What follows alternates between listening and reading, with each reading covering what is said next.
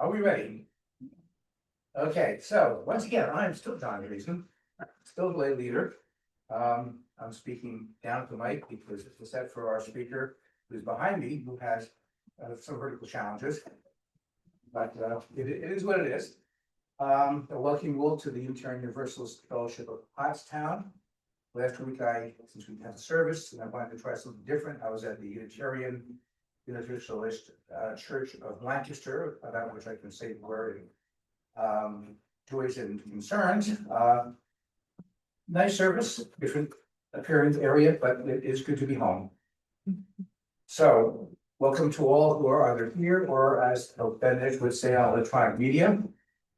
We are streaming live, and we will have this, of course, stored away for all the time for people who wish to go back and see it later. And I'm sure that Diane might have some stellar thoughts that will make you make you want to do that. So it's time for announcements. Any announcements for the benefit of the fellowship, please come up. I put the portable mic up here because the mic has some issues at its connection. No, it's working. Wasn't a moment ago.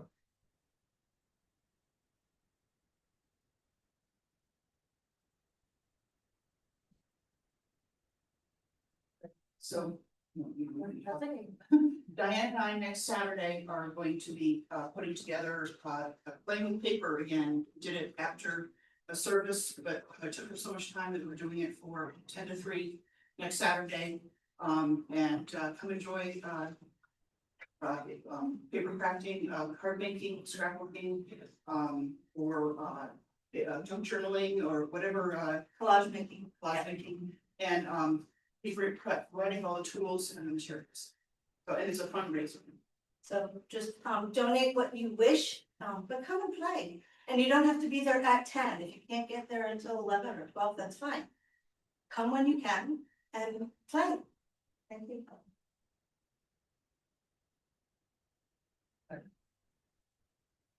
Good morning, I'm Irene. Today is the day for Social Justice Action Circle. We'll hold that in our coffee area and at the social justice table. We have some nice initiatives going on, so please join us. Have lots of fun conversations coming up. Thank you.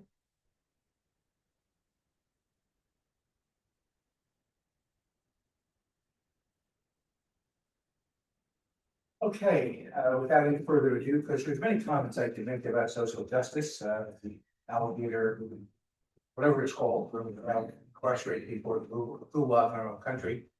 I kind of renamed it Alligator Auschwitz, but that's just personal view. So it's now time for a chalice lighting. If anybody wishes to come forward and chalice light, they may do so. We have we have a taker. Yeah. She's coming. Out for adults, so we don't burn down the.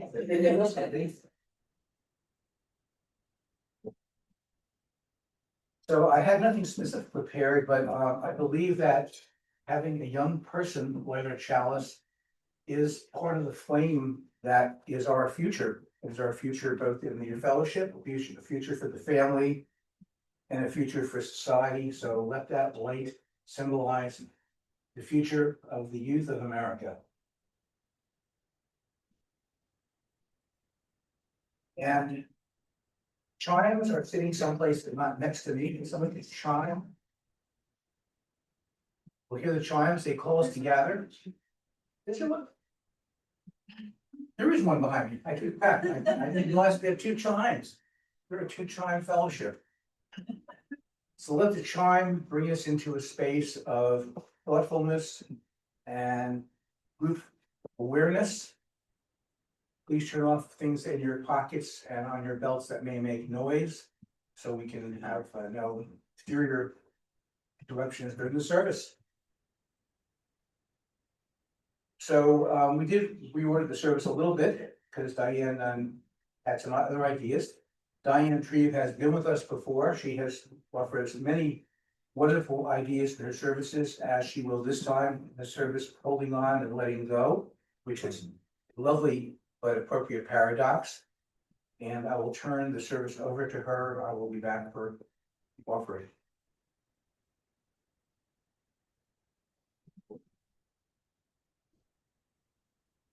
Thank you, John. Well done. Even though you did criticize my height. I used to be 5'6", and I have lost 2 inches and I miss them dearly. So this makes me feel like I'm 5'6" again.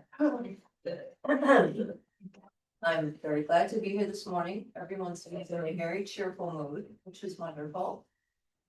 The title of what I'm going to be talking about, as John said, is Holding On and Letting Go. And the reading this morning is from this book that was very popular in the 70s called Illusions, The Adventures of a Reluctant Messiah by Richard Bach. And I will begin. There was a master come unto the earth, born in the holy land of Indiana, raised in the mystical hills east of Fort Wayne. The master learned of this world in the public schools of Indiana, and as he grew his trade as a mechanic of automobiles. But the master had learnings from other hands and other schools, from other lives that he had lived. He remembered these, and remembering became wise and strong, so that others saw his strength and came to him for counsel.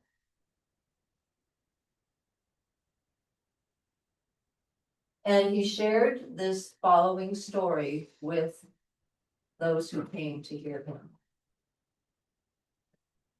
Once there lived a village of creatures along the bottom of a great crystal river. The current of the river swept silently over them all, young and old, rich and poor, good and evil. The current going its own way, having only its own crystal self. Each creature in its own manner clung tightly to the twigs and rocks at the bottom of the river, for clinging was their way of life, and resisting the current, what each had learned from birth. But one creature said, at last, I am tired of clinging. Though I cannot see it with my eyes, I trust that the current knows where it is going. I shall let go and let it take me where it will. Clinging, I shall die of boredom. The other creatures laughed and said, fool, let go and that current you worship will throw you tumbled and smashed across the rocks, and you will die quicker than boredom. But the one heeded them not, and taking the breath did let go, and at once was tumbled and smashed by the current across the rocks. Yet in time, as the creature refused to cling again, the current lifted him free of the bottom, and he was bruised and hurt no more. And the creatures downstream to whom he was a stranger cried, see a miracle, a creature like ourselves, yet he flies. See the Messiah come to save us all. And the one corrected, and the one carried in the current said, I am no more Messiah than you. The river delights to lift us free, if only we dare let go. Our true work is this voyage, this adventure.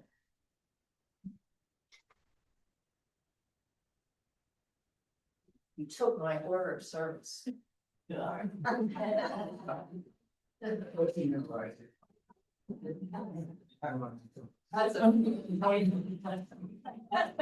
Okay, we are going to sing our opening hymn, number 128, For All That Is Our Life. Please rise as you are able.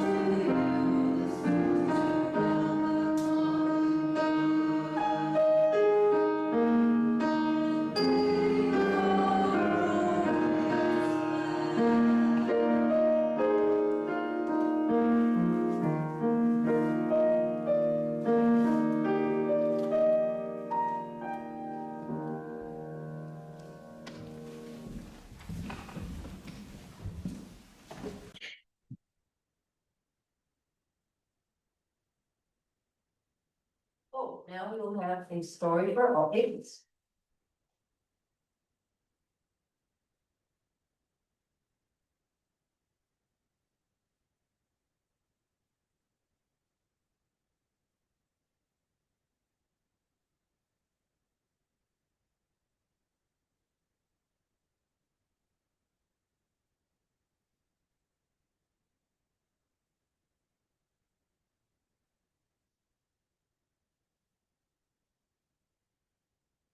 Alright, so in the topic of holding on and letting go, we are going to be talking about an animal that does something similar.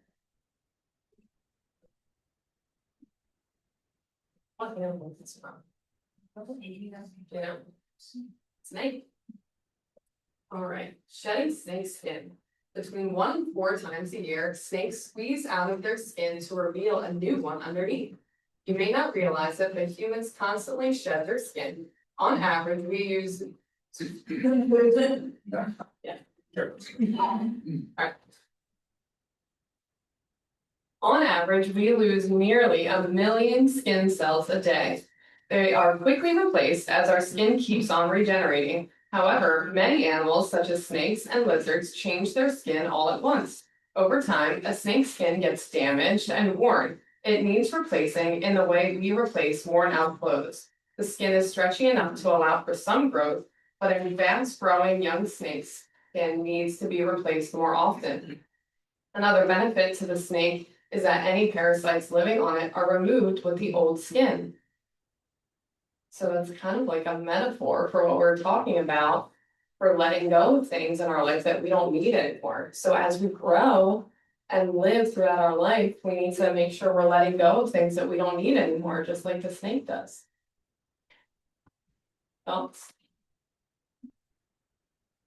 Nothing? All right.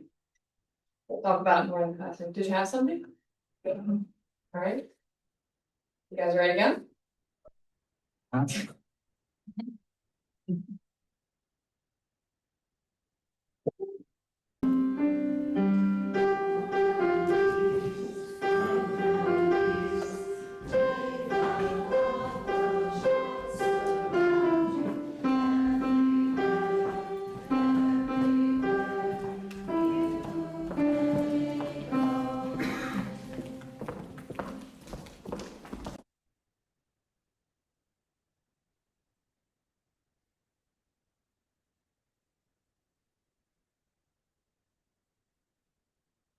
Diane wouldn't do this, she made me do this.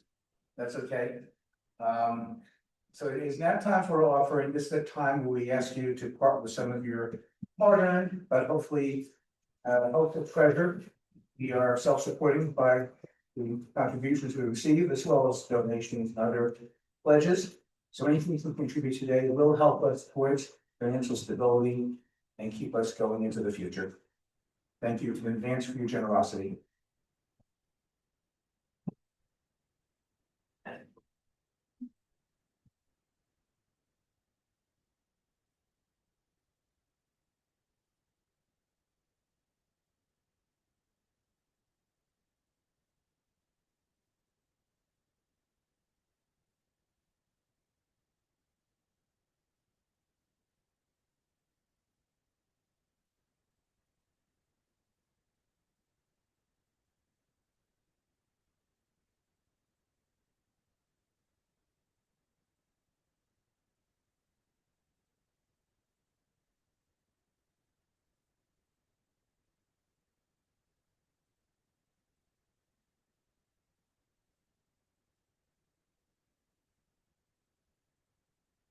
Thank you all for your generosity.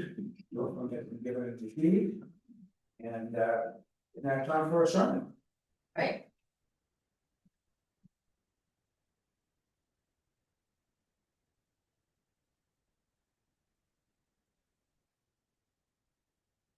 Feel like I'm sharing this service with my younger brother and we're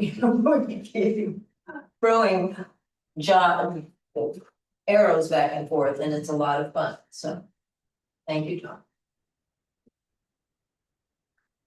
Holding on and letting go. The creature who dared to let go said to the creatures downstream, I am no more Messiah than you. The river delights to lift us free, if only we dare to let go.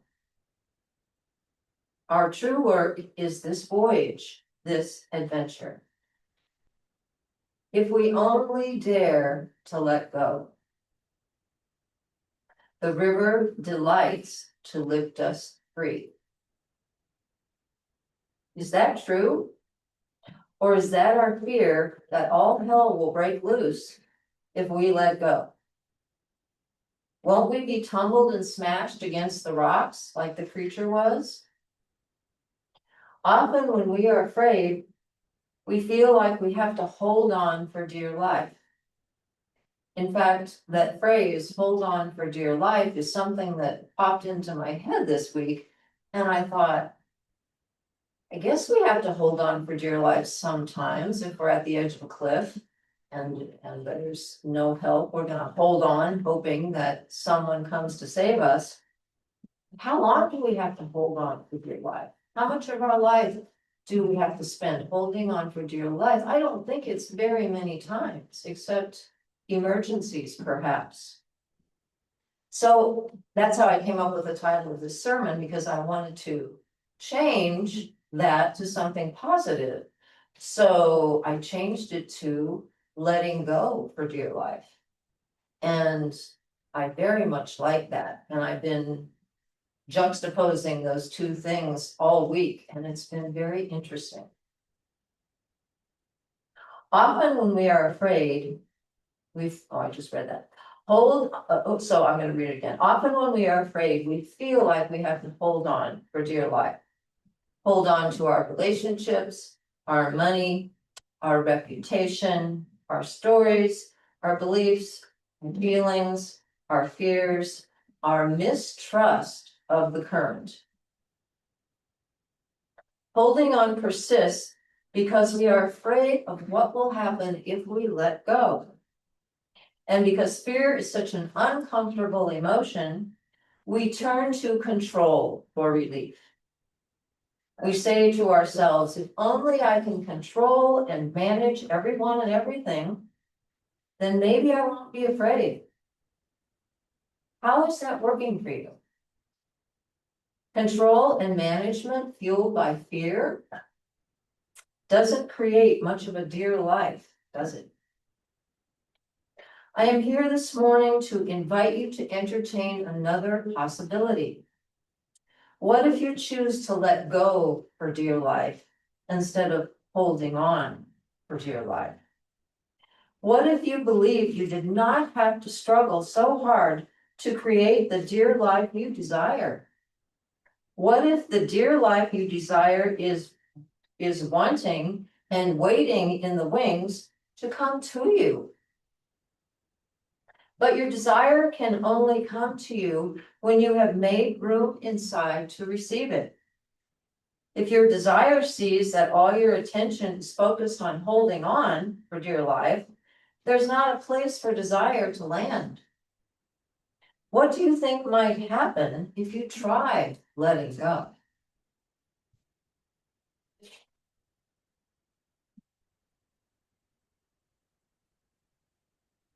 So I have another reading about, actually it's going to be a guided meditation from this book called Freedom Is by Brandon Bays.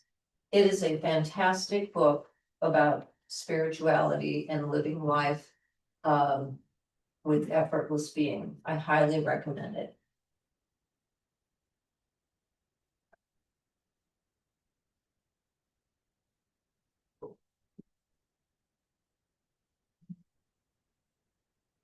So, this is going to be a guided meditation.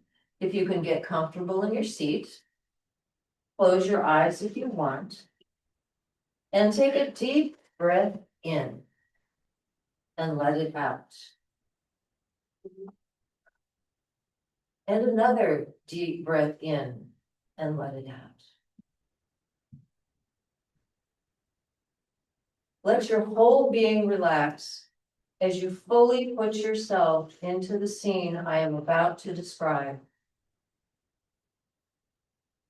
as you listen, experience it as if it is actually happening right now. Take time in between the sentences to open and feel what it would really be like to be in these circumstances. Just imagine that you are the person described in this story. You are in the ocean, out of your depth, struggling to stay afloat. The more you struggle, the less buoyant you feel. Each effort becomes more and more exhausting. Fighting what is, you believe the answer lies in trying harder, reaching, grasping with your whole being, striving with your body, harnessing your mind, trying to focus all of your energy to stay above water. You fight for your life. Your activity becomes frenetic. A sinking futility starts to creep in, but you realize you can't give in no matter what. You force your mind into high gear. You struggle with all your might. Your striving becomes frantic. A kind person throws you a life preserver, but it lands just out of reach. Safety is but a few feet away. If only you could grasp it in time. Certain that effort is the only answer, you harness every fiber of your being, desperately trying to grasp the answer to all your prayers, knowing that peace, rest, life itself is just an arm's length away, just out of reach. If only you try harder, the prize of safety, relaxation, freedom will be yours. But with each desperate stroke, you end up pushing the life preserver farther away. The fight intensifies. You feel your mind starting to spin out of control. You force it into line. Everything depends on this final struggle. But your very striving is driving it farther and farther and farther away. Finally, the kind stranger jumps into the water, and when he bobs to the surface, all movement ceases. He appears motionless, as if he is resting, trusting. Gently under the surface, his legs flow in the quietest of movements, effortlessly treading water, trusting completely in the ease of grace. As the water becomes still around him, the life preserver freely drifts his way, lap by lap by lap. The life preserver finds its way into his relaxed and trusting hands, and with almost no movement, more a softly whispered prayer than an actual motion, he glides it your way. Still frantic, you grasp for it desperately, but your motion only causes it to drift out of reach again. The desperation becomes unbearable. You hear a reassuring voice saying, "Relax, just relax. Trust, you're safe. All safety is here. Everything you need is already here."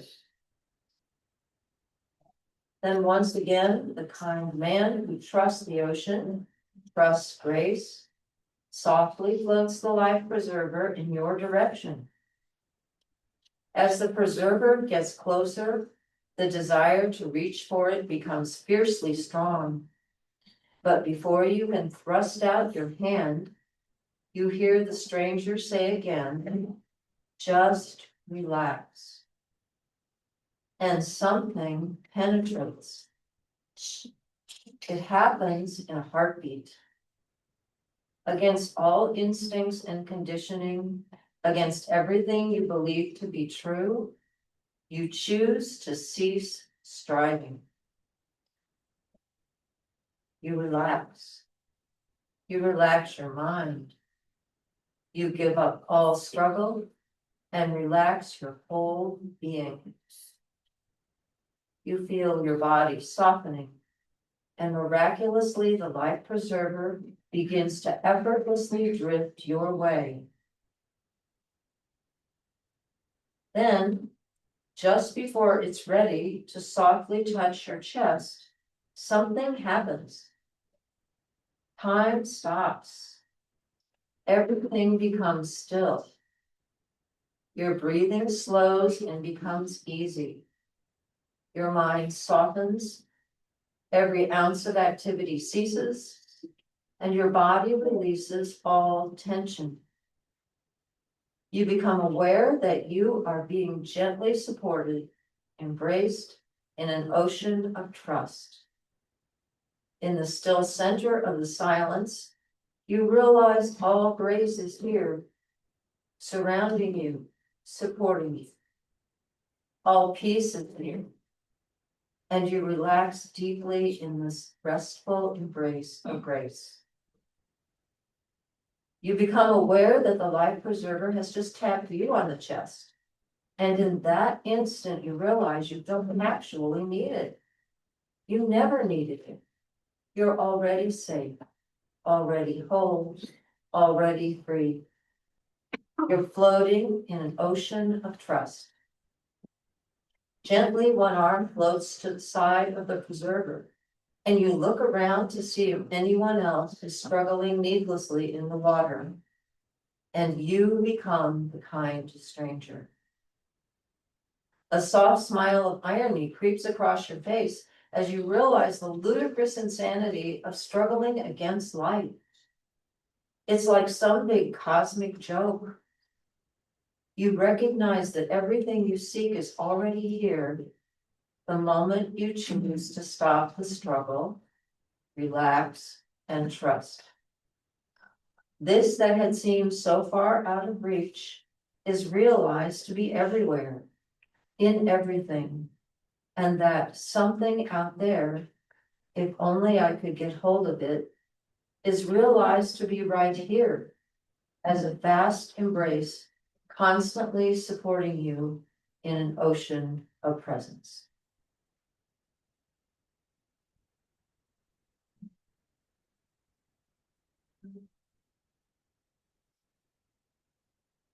Take a minute to just be with this thought.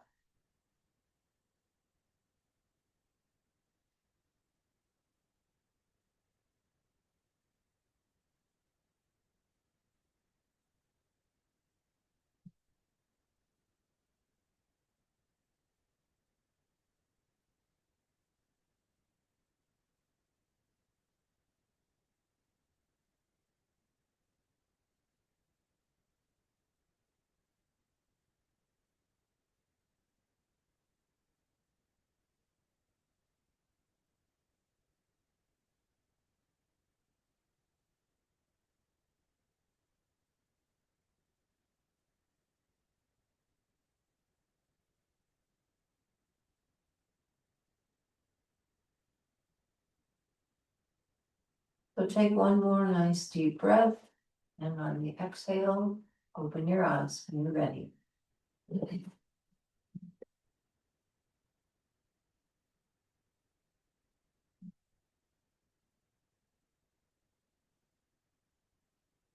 What are you currently holding on to for dear life that you might want to let go of for dear life? How about judgments of yourself, of others? Holding on to judgments takes up a lot of inner space and a lot of time. And judgment of ourselves and others creates an unhappy life. What if we chose to let go of our judgments and replace them with acceptance? Acceptance of our perfectly imperfect selves. Acceptance of perfectly imperfect others. How do we know that letting go of judgments is a better way to live? because we feel better. It feels like relief. It feels like expansion rather than contraction. It feels like we make a bigger space in our heart for all that is. Try letting go of judgments of yourself and others for a dear life. How about sadness? We feel sad about current losses, past losses, future losses. When it comes to our troubling emotions, which are our internal guidance system, letting us know what we are not wanting, I believe it is important to first let go into fully feeling that emotion. Name the emotion. Let yourself drop into fully feeling the emotion until it burns its purifying way to completion. This is an important catharsis, this fully feeling of your heartbreak. And it succeeds in breaking open your closed and armored heart to the unconditional love within. But then sometimes sadness becomes a habit, a stuck place, a place where we can feel like we're drowning in our tears. Sometimes we feel like we are holding on to sadness for dear life. Then it is time to let go of sadness for dear life. You can begin this process by saying, I am willing to let go of my sadness just for this moment, just for this day. Imagine letting go of sadness on your next exhale. Letting go of sadness, letting it drop into your mother heart of unconditional love on the next exhale. Or try letting go of sadness by releasing it to the heavens, releasing it to the God of your understanding on the next exhale. Or letting go of sadness by releasing it to the unknown possibilities of amazing grace. When we fully feel sadness, or when we let go of sadness, then we have made room inside of us for the joy of being human to blossom. If we only dare to let go, the river lifts us free. I remember 2 different encounters with water in which I experienced the freedom of letting go. Tubing down creeks on a hot summer day, stepping into a big truck tire tube and letting the current gently carry me downstream. So relaxing, no resistance, just allowing the water to take me with her. And then there is boogie boarding, catching waves and riding them to shore, feeling the wave lifting me free of any effort and delivering me to shore. Is it possible for us humans to just let go and take a ride on or with whatever life delivers to us in any moment? As if we were in a big amusement park or on vacation, just being easy with others and with ourselves and with what happens. Of course, life won't always bring us tubing or boogie boards. But if we could bring the letting go mindset to our dear life, however that life shows up, we can experience more joy on the journey.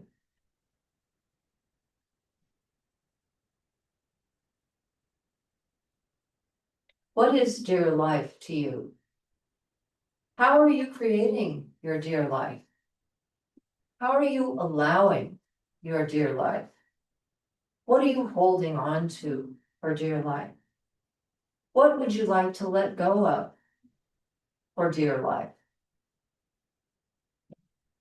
Well, I had a minor experience of that last night. I was getting ready to go out to friends for dinner.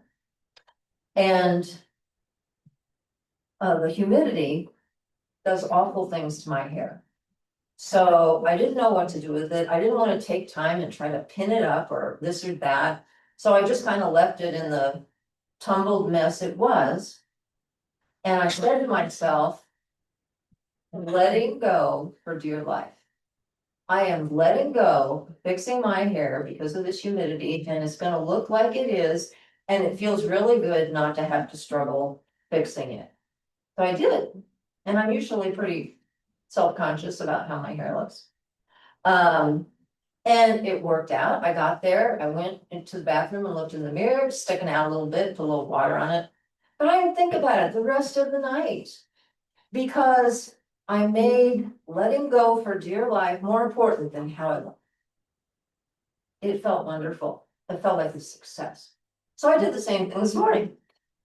I took a shower and I usually blow dry and try to, tame it down. But I thought, nope.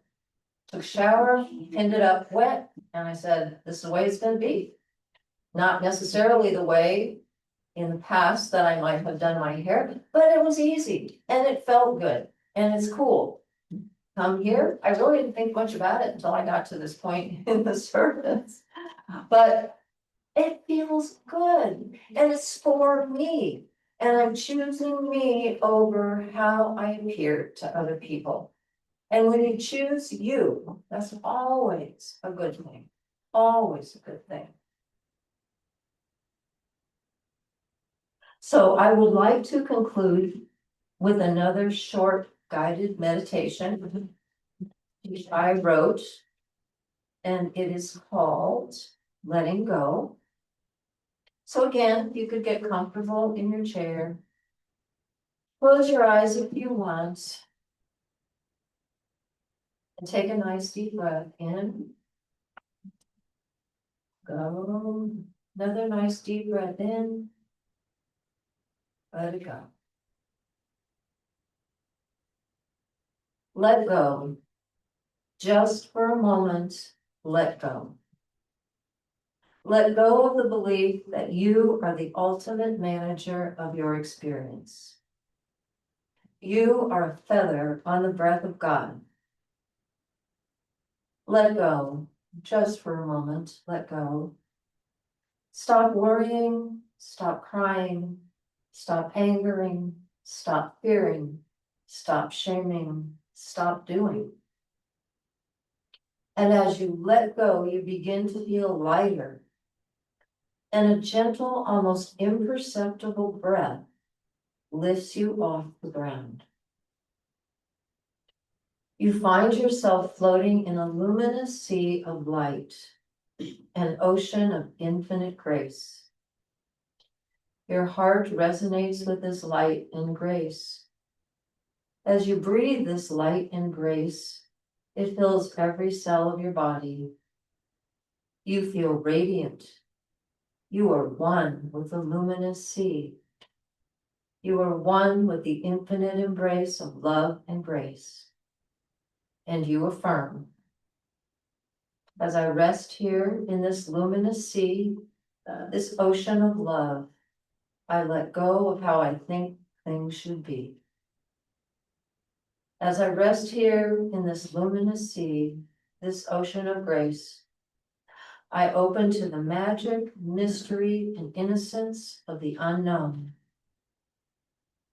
As I rest here in this luminous sea, this ocean of love and grace, I am effortless being, radiating and attracting well-being. As I rest here in this luminous sea, this ocean of embrace, I am remembering who I am. I am the beloved, adored by all that is, blessed by all that is, a blessing to all that is. I am light and grace. I am deep peace. I am radiant joy. As I become aware again of the choppy waters of life. I remember the letting go. I remember I am the beloved. I remember I am one with the luminous sea of light, love, and grace. I remember I am the light bearer. Take a minute of quiet here.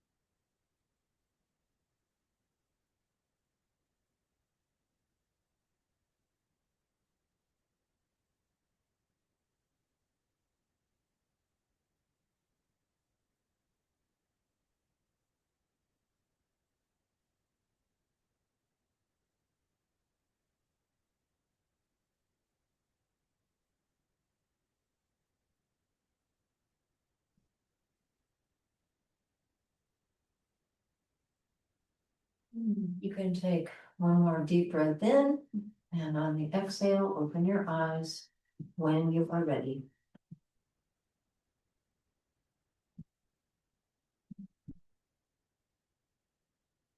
And we'll now sing our closing hymn, number 163, For the Earth Forever Eternity.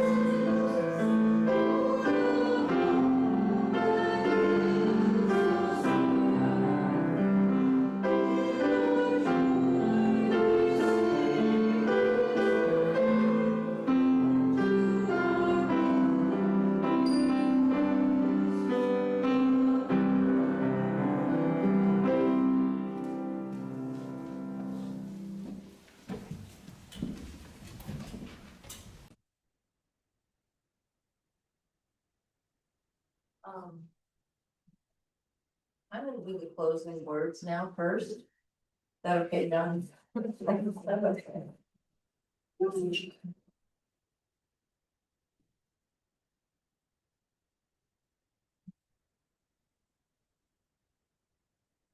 The creatures in the reluctant Messiah story chose to hold on to the twigs and rocks on the bottom of the great crystal river. For clinging was their way of life, and resisting the current, what each had learned from birth. But one creature said at last, I am tired of clinging. Though I cannot see it with my eyes, I trust that the current knows where it is going. I shall let go and let it take me where it will. Our true work on this voyage, this journey, is the letting go. Okay.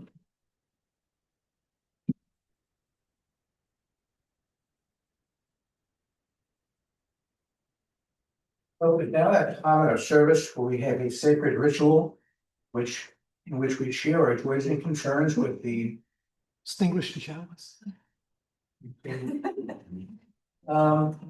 Yeah, the sharing of joys and concerns kind of came first in our order of service as I'm seeing it. So Oh, we will share joys and concerns, it's what's in the order of service. So, but we will, in fact, do that sacred regimen of sharing our joys and concerns. Again, it's something very personal, which we do in all Unitarian Universalist congregations, as I was elsewhere last week. Different techniques, same concept. So anyone who wishes to share a joy or sorrow, please for service. That will be nice enough to be the extinguisher. Be extinguished, this flame, but not the community or the fire. These are carry the hearts in our hands. Go together again. Yeah.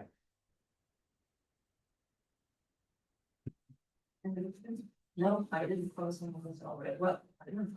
Okay, so I have no specific benediction, but to go in peace, to be in harmony with all people to the extent possible, even those who seem to be bent upon doing us evil. If we believe in the Christianic tradition, we have to believe that there is some good in everybody. If we believe in our universalist forebears, we believe that there is no hell, even though it may become difficult for us to do that at times like this. Let us do our best to go forth in peace.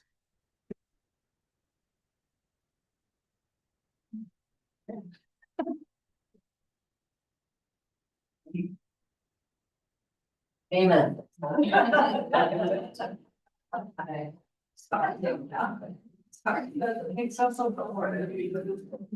don't know if that was my.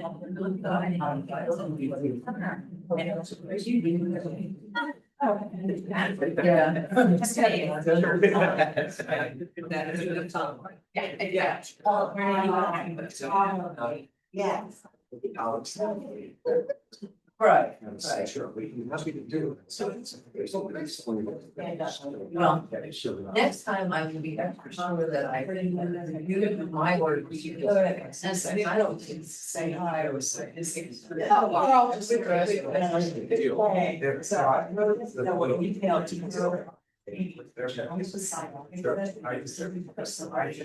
No, I said. Yeah. Oh, okay, all right. Oh, she has now. Oh. Okay,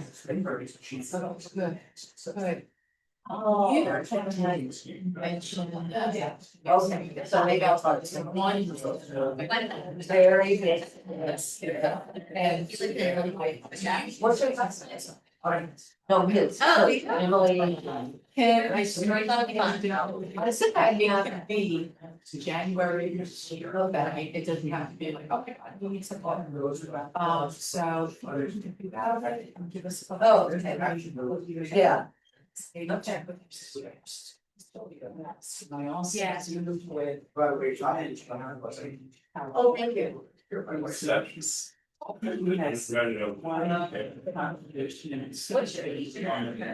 Yes. Because I'm older. Even if